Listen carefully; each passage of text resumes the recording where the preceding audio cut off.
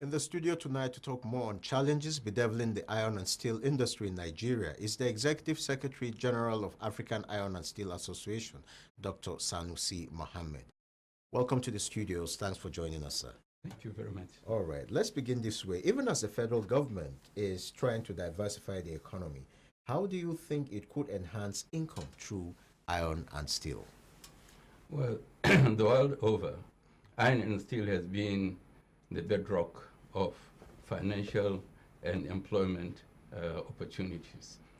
The iron and steel industry, if it is completed and is operational, will give opportunity to employ several hundreds of thousands through direct employment, up and downstream stream industrial development or generation. Then the monies that we are now expending in importing iron and steel products. For example, the Bureau of Statistics have stated in 10 years, Nigeria has spent 23 trillion naira to import various facets of iron and steel.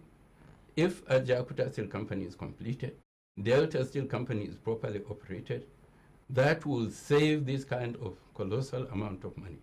So you are talking of 2.3 trillion naira every year, which is almost 50% of the Nigerian national budget. So there will be a lot of financial benefit. All right. If the steel sector. Sir, you know, we keep going back to Ajakuta. That complex, to the layman, is moribund. Can that complex possibly ever produce steel? Ajakuta Steel Company is having the best technology in iron and steel production today. There have been those who are saying it's obsolete, it's out of date. I think either they don't know the iron and steel industry or they are maliciously making that statement just to starve Nigeria from obtaining this kind of technology. It is the best technology in the world because over 65% of world steel production is using this technology of blast furnace. And I think Nigerian government must put effort to see that they complete the steel industry, which requires massive injection of some funds. Direct completion of Ajakuta Steel is, we are talking about $400 million. But then there are external infrastructure. There is the development of mines, the raw material mines, dolomite, limestone, iron ore itself, refractory clays. All these mines have to be developed to be supplying Ajakuta enough materials for the production of iron and steel. These raw materials you just mentioned, are they locally?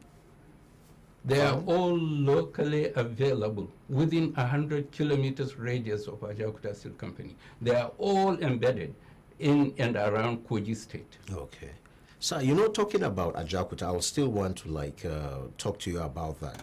When you say it is not obsolete, is it possible to still get spare parts for that complex? Of course. It was built in the 70s? Yes. And, I mean, is it still possible? The technology is so rugged and its parts are always available.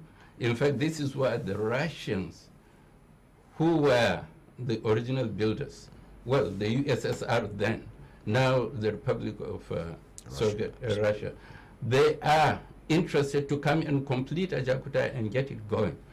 There are, of course, developments in certain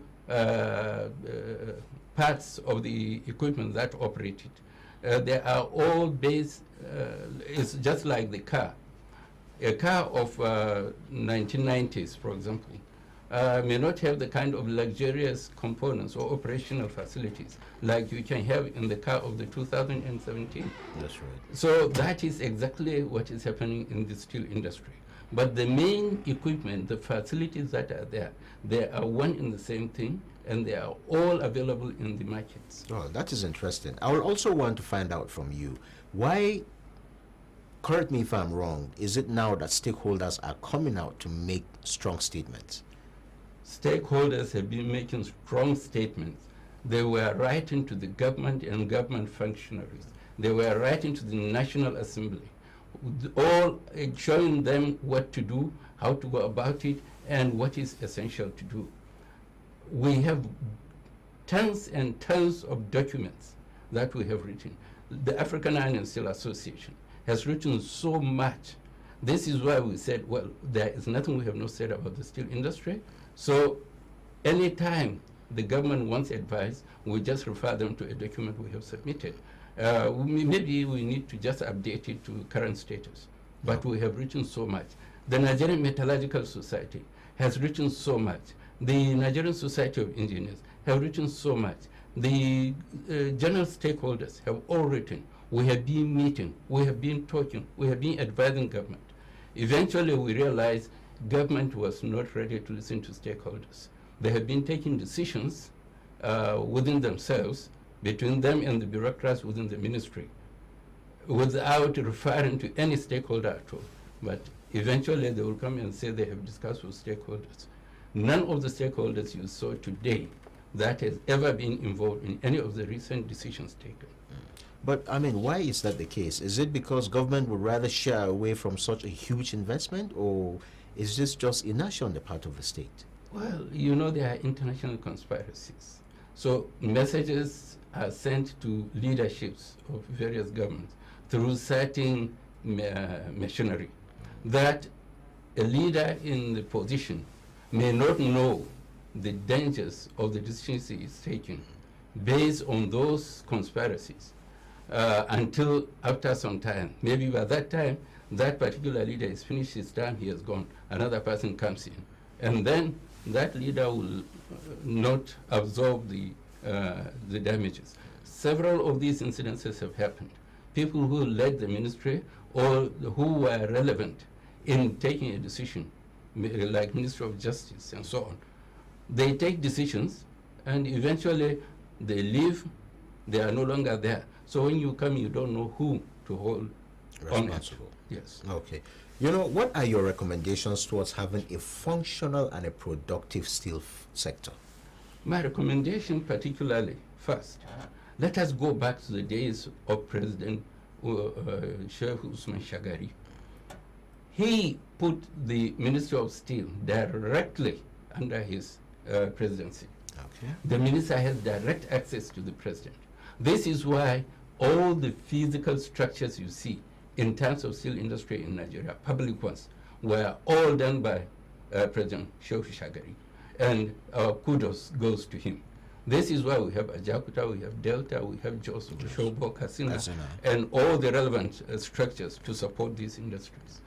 So after Shagari has gone, nothing more, because ministry is now under normal ministerial control and decisions are taken elsewhere. So we would want the president to discuss with his cabinet and make sure they bring back Ministry of Steel directly under the supervision of Mr. President. Then there must be will, presidential will, government will, to make sure they develop the steel industry. A lot of advices were given to government. Based on these advices, Nigeria has no kobo to spend on the steel industry. Nigeria does not. We have spent so much money in steel development and there's nothing to show. How can you get anything to show? Most of the money is injected into the steel industry as siphoned outside. The steel industry does not benefit from it at all. Therefore, there must be a machinery that will monitor every penny that is sent into the steel industry to make sure that is utilized for the purpose of the development of the steel sector. Okay. You know, as we prepare to round up, I'll want you to, make an appeal to all stakeholders concerned, because we can see how passionate you people are about the fact that if this industry is brought on board, it will be better for the country. So I think having done what you have just done, maybe you should have an opportunity to appeal to government to see reason with what you as stakeholders are saying. This is exactly what we planned to do, to go back to government, because they are the executors. They are the ones who have the executive power. We have to go and appeal to them to show them that this is what needs to be done. But let them please, for once, listen to advices from the Nigerian stakeholders rather than advices from foreign bodies. A lot of the time, foreign bodies advise Nigerian government on what to do, whereas they are the ones who are producing all these steel facilities. When they produce them, they don't want any other person to come into their market. So they will discourage any, particularly Africa. If Nigeria is developed in the steel sector, Africa will be developed in that sector. So the large chunk of the market available for them from Africa will disappear. That's right. So this is why we are appealing to the Nigerian government to please take stakeholders serious and invite them in every decision making and listen to their advices. Of course, they are the ones to finally take decisions, but they should involve stakeholders. Recent decisions taken in the last 2-3 years, no stakeholders involved, apart from the ministries and their staff. All right.